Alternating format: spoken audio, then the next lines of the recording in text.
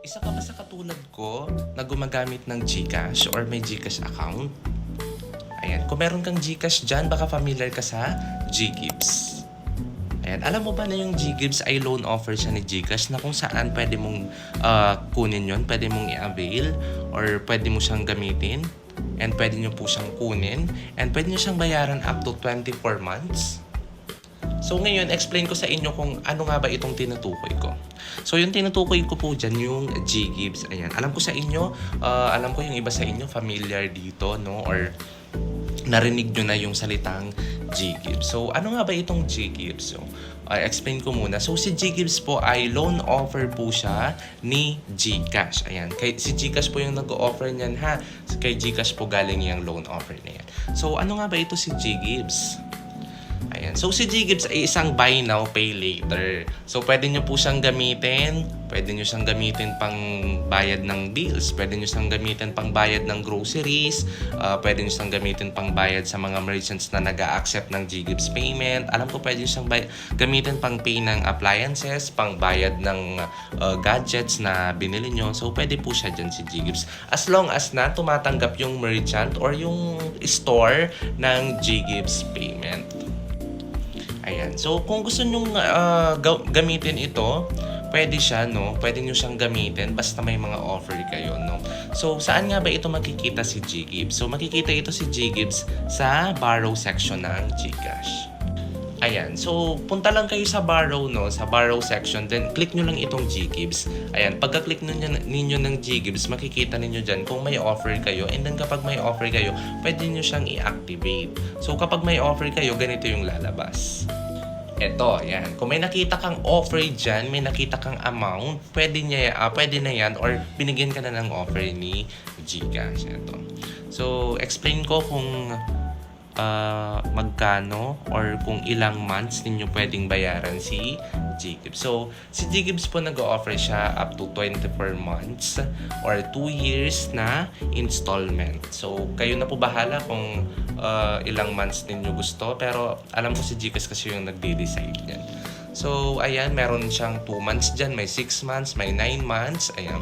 Depende po kay GCash kung ilang months po yung ibibigay niya sa inyo. So, paano nga ba ito maano si GGives ma-convert into cash? So, may dalawang process tayo dyan ng process ng GGives, no? So, unahin na natin itong via scan QR.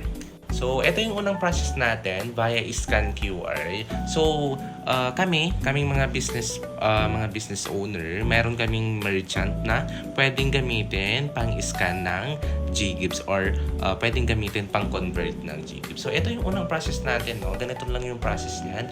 So, sa GCash may makikita kayong scan QR dyan. And then, upload nyo yung QR or i-scan ninyo. Pwede nyo siyang i-scan or i-upload and then select nyo lang yung GGives as payment option. Ayan. So, ito yung sinasabi kong scan QR, no? Ay, ang scan QR sa gitna. I-click nyo yan, then once click ninyo, upload nyo yung QR or scan, then select nyo lang yung GGives, tapos confirm payment nyo lang. Alright, dito naman tayo sa susunod na process ng GGives. So, kung ayaw nyong i-convert siya, no, pwede nyo din siyang gamitin pang pay ng mga electric bills. So, yes, pwede nyo po siyang gamitin sa electric bills.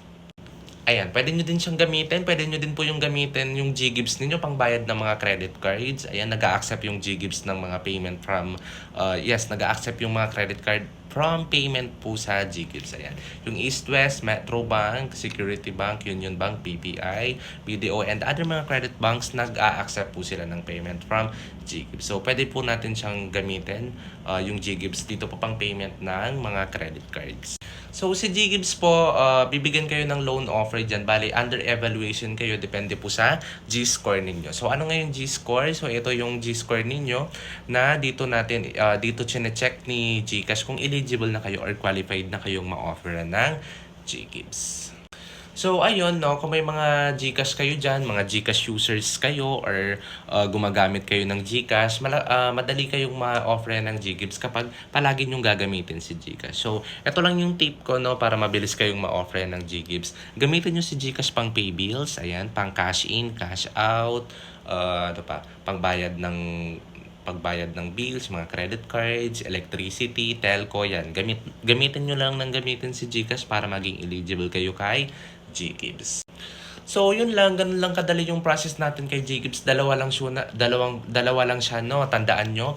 Via scan QR and via pay bills. So, kung interested kayo dito sa video ko about GGives and gusto nyo pa ng more discussions about GGives, ayan, and gusto ninyo magpa-convert ng GGives, message nyo lang ako dito sa aking Facebook account, yung John Lennon Paterca, yung may blue check with 7.9k followers. And meron din tayong TikTok account and YouTube channel. Pa-subscribe na lang po. So, yun yung discussion natin about GGives. Basta yung GGives, tandaan ninyo, no? Yung GGives, ang ganda niyang gamitin kasi meron siyang cashback kapag nag-advance payment kayo.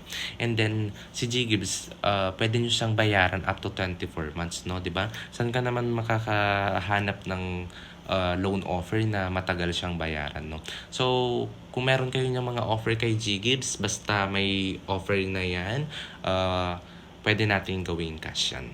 Yun lang, bye-bye.